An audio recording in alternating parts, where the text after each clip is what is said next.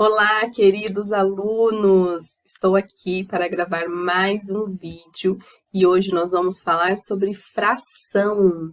E aí, já pensou? Alunos de quarto e quinto ano, vocês vão estudar a fração. E aí eu trouxe para vocês uma reflexão. Será que fração é só isso? Pizza e chocolate? Será que eu aprendo fração somente nisso? Então, aqui eu trouxe uma receita deliciosa de pão de queijo. Como vocês sabem, coração mineiro, amo pão de queijo, mas na verdade estou aqui para falar sobre a quantidade.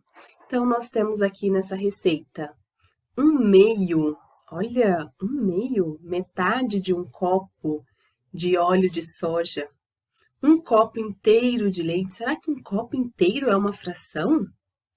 E um quarto de queijo Minas. E aí, queridos alunos, vamos pensar sobre isso? Esses números são sim frações. As frações estão em todos os lugares. E ela aparece em algumas quantidades. Eu posso ter um quarto, um meio, 2/3. O que significa fração? Parte de um todo? Eu conversei com as crianças na semana passada e perguntei o que eles entendem sobre fração.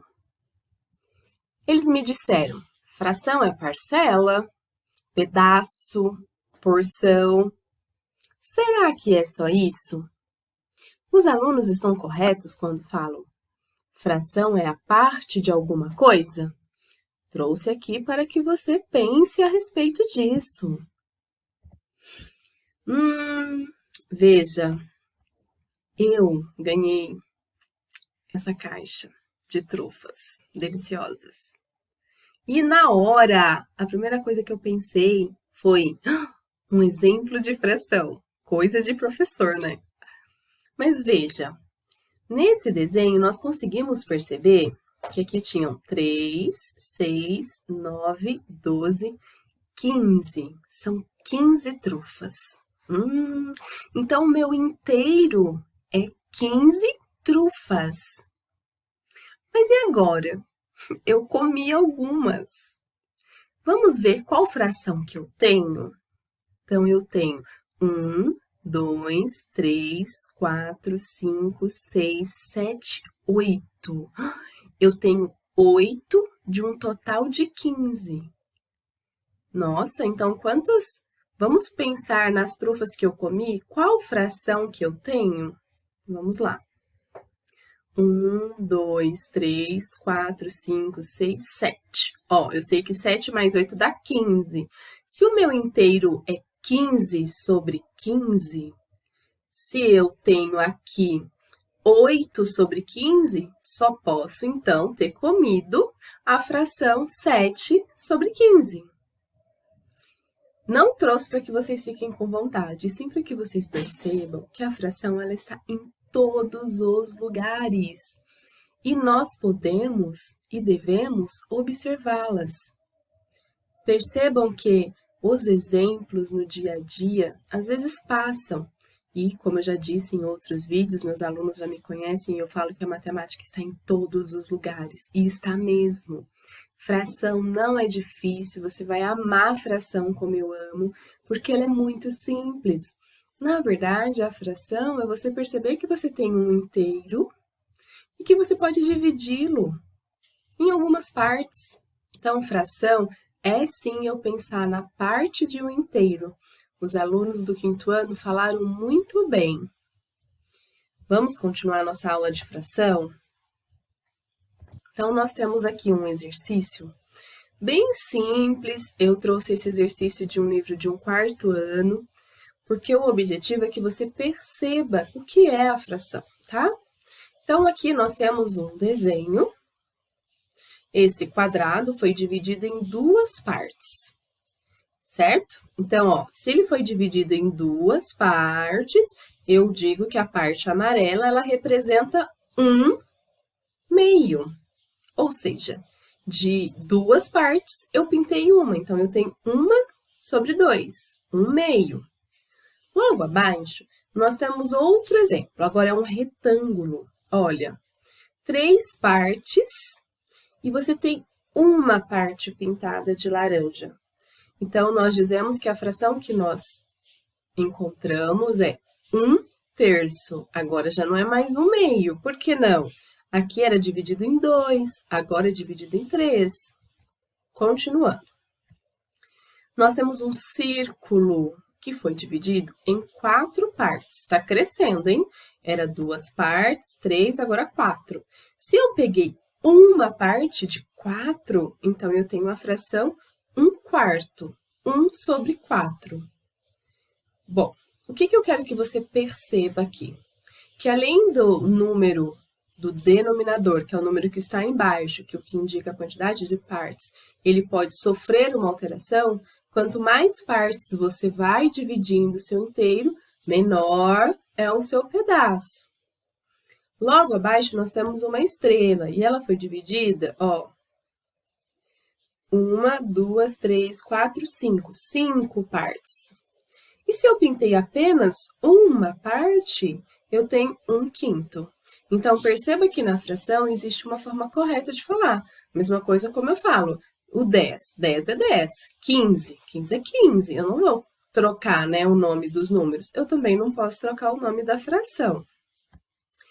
Isso aqui, gente, é para vocês, é claro que é um exemplo bobo, mas é só para que você consiga perceber e entender como funciona a fração.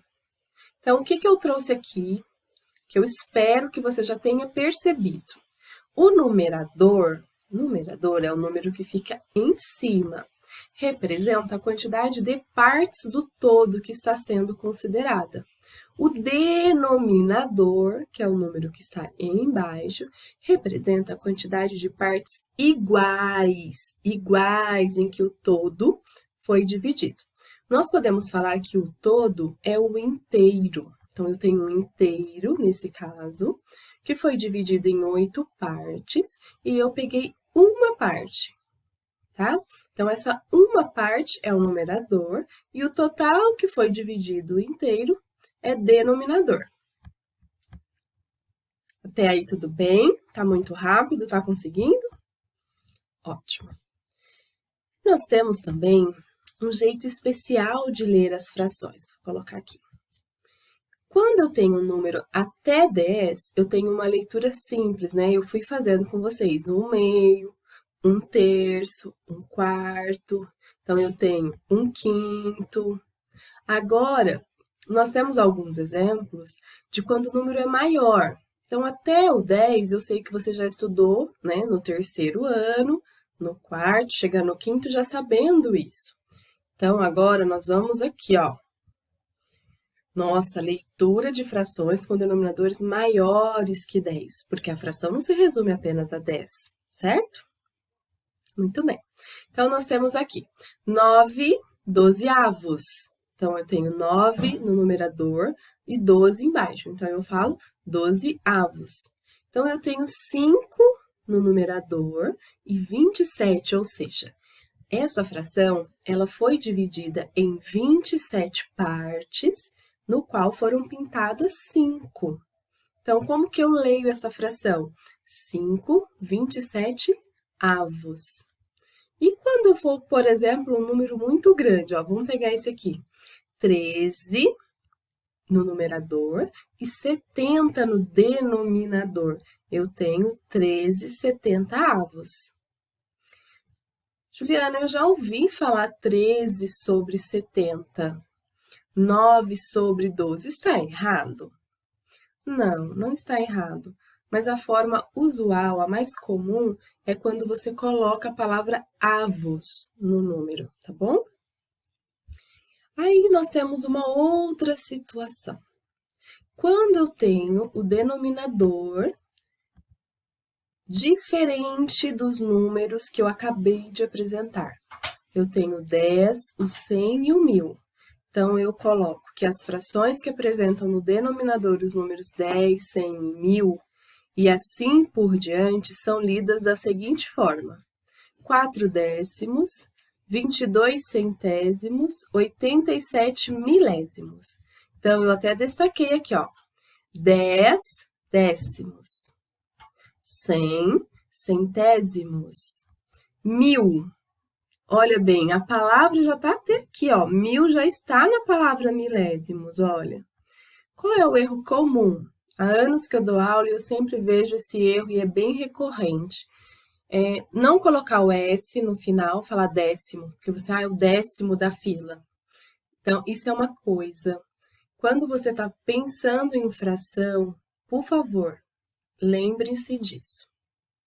Quando você está com a fração e você tem um total, é diferente de eu falar, olha, eu sou a 10ª na fila. Eu, uma pessoa no singular, sou a 10ª na fila. Ok. Quando eu estou pensando na fração, eu dividi em 10 partes, ou seja, é plural, é mais de um, então eu preciso colocar esse S. Qual outro erro comum que eu vejo? É a escrita com Z. Então, aqui nos centésimos e milésimos, em alguns casos, eu vejo as crianças ainda colocando o Z. Então, eu quero que você se atente a isso, tá bom? Porque você não pode escrever centésimos e milésimos com o Z.